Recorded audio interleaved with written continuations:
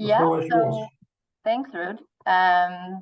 So if we can go on to the next slide, we wanted to share with you the integrated organizational model in looking at an organization and the elements and that are making up an organization. So if this is our organization, there's lots of factors affecting it and different elements. So these are external and internal elements. And so we first look at the external ones. So the factors can be the environment. So this is the political environment, the economic environment, the sociocultural, and what is going on in each area of society. There's also the actors, the external actors that affect the organization. So this is your primary stakeholders or the suppliers that you get your resources from, and partners. And if we go on to the next slide, there's also, the inputs to the organization. So this is all of the resources and information that go into you producing your outputs. And then the outputs are the services and the products that are, if you go to the next slide, thanks, Rode, the outputs that are produced from your organization. And there's also, of course, your mission. And the mission is internal and external. So it's internal because it guides the internal elements of the organization, but it's also external because it sets the tone for, what is the objective and your raison d'etre of the organization in producing the outputs, outcomes, and the eventual and the impact of your organization.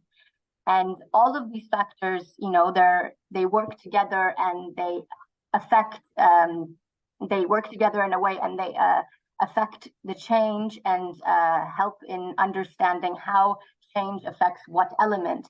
And this comes into, this connects to the internal factors. Next slide, Rode, thanks. The internal elements of an organization. So when we're talking about these internal elements, it's things like the strategy, it's things like the systems, the structure. Yeah, I think we need to click through them. Nice. The culture, the staff, the management style of an organization, the culture. So these all they work together and they're all interconnected and they all are elements that drive change. And so when we're looking at these internal factors, there's also, the questions that you can ask in understanding these internal factors. Next slide, Rode, thanks. Are the questions such as, first, I think we need to click through it. Perfect.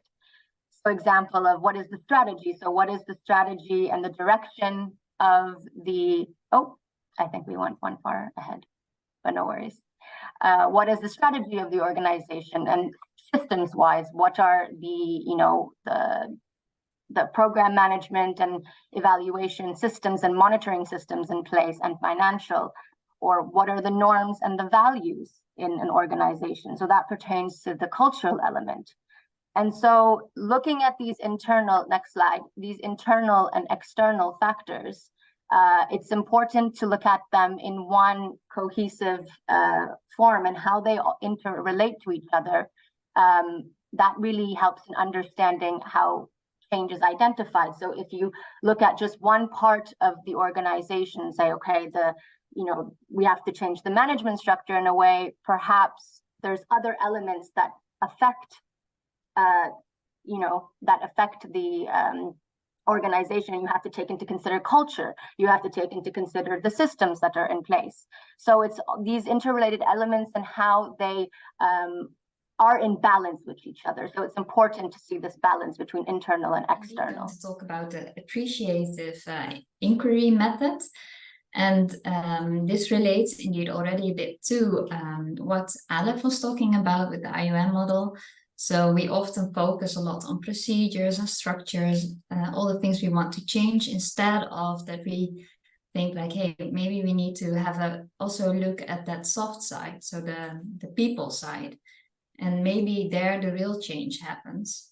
And this this method, appreciative inquiry, is a very interesting one because, well, the second question in the poll already said it, right? 77% of you has experience with a process in your organization that maybe had the best intentions. Maybe people really tried their best, but it had actually a very negative influence, and people lost their motivation.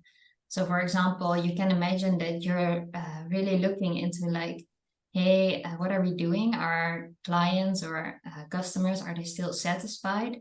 Why not? What is going wrong? What have we done wrong? What do we need to change? And there you really have that focus that is quite negative. And and if you get the results, you might think like, I already expected that. It doesn't help me.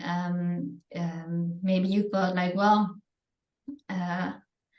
these changes, it should happen at management level above me. I can't do anything about it. Or maybe it's something externally. I can't really help it either. So therefore, you will see if you have that negative lens, it will maybe only influence you even more negatively. And that's why David L. Cooperrider invented this appreciative inquiry method. It's a very interesting one, and I'll show you the steps. It's called the 5D cycle. And I will explain it by using an example, an external example.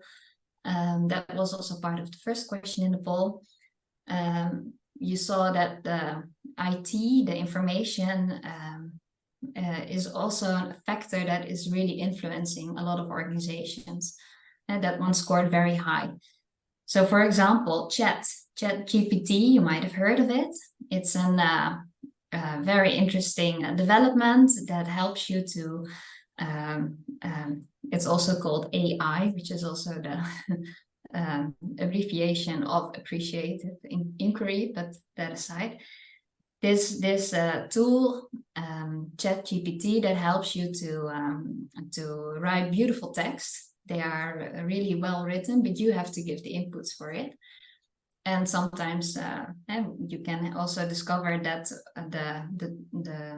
the app really makes something totally different than what you expected. So there are some challenges with that app. And the world also now has a lot of ethical debates about it. So there you have an external factor, and that can have an influence on your organization. So we use this one to explain this model, the appreciative inquiry model. And we start at the top left. So define is the first step of this method, and that is where you really start thinking like, hey, when did you feel most engaged? When are you most proud of your work? And we thought like, we as trainer consultants, we need to write a lot of proposals. If there are tenders of organizations, we need to write a beautiful proposal to apply for that kind of work. And those lengthy documents are a lot of work to do. So we discussed like, when do we feel most alive in that process? It's often when we are talking to each other as colleagues, when we have that brainstorm, when we really feel like, this is a good idea, we should really propose that because this could be a great solution. And then we have talks with the clients, and then we come even further, and then we have a great idea, and then we need to write it, right? I don't know how you feel about that, but writing for me is like, blank page, okay, come on, start writing. I don't know whether you recognize it, but for me it's not a great thing to do. So ChatGPT could be a really good solution. And so that is the focus of our inquiry, where if we formulate it positively, we would say, we would like to write beautiful proposals that are of good content, have good quality, and are written very easily in beautiful language. That's what we want, and the positive thing. Then the next step is to discover. So that are the factors, what are influencing it. And there you can say, well, we like to have, when we look more deeply at ChatGPT, we think like, well, if we really would have a tool like that and we use it every day, then we might save a lot of time. And we discover that actually we will have more time then to have that good conversation, for example, with the client, and to see like, hey, this is what you really need. And therefore, we can have better content in the proposal because we have more time on it, because with the ChatGPT, we don't need to write it all the time. Then the next step is the dream, what might be. So those are the excellent written proposals, right? The beautiful proposals that have beautiful language, but are also fast written, and that is what that is our dream. Then in the design step, you think like, so how are we? What are the steps that we need to do? What would it look like? What are the influences on the purposes and the values? So here I can imagine if you say as an organization, well, we are going to use ChatGPT, then you might want to do some training on how to use it, on how to write the correct prompts, for example. Or you're going to talk about responsibility and about ethical use of the tool. And then lastly, the destiny is when you start using it, and then you say like, well, this is what we're going to do first, and then we're going to have discussions. So this is a tool I think that can be very helpful to look at challenges in your surroundings, and to how you can use it in a positive way. Yeah, and I think it's also an interesting example that you gave, that where you identify something in your context, in this case, a technological development, which some of us might, like me myself, find threatening maybe. Look at what positive things, what chances do we see in that, but also to relate it to where do I get most energy from, instead of, oh, how difficult this will be. Can it create more fun and commitment in my work? So it's a positive way of looking at yourself, your organization, and the context in which we are operating, instead of looking only at, oh, where am I weak at? What is not working that well? And how can I improve upon the things that I'm not so good at in order to deliver slightly less bad products? You turn it around. And experience shows that this more positive approach generates far more energy than the negative one. So it's an interesting example.